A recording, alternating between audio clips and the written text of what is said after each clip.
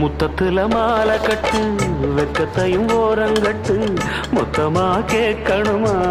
அள்ளி அள்ளி அணைச்சுக்கிட்டு தனியா வரவா தரவா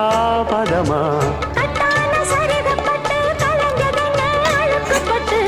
எப்போதும் விருப்பப்பட்டு எழுதுங்க பாட்டு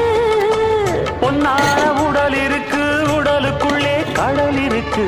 கண்ணான மாமனுக்கு காட்டணும் கணக்கு மெதுவா மெதுவா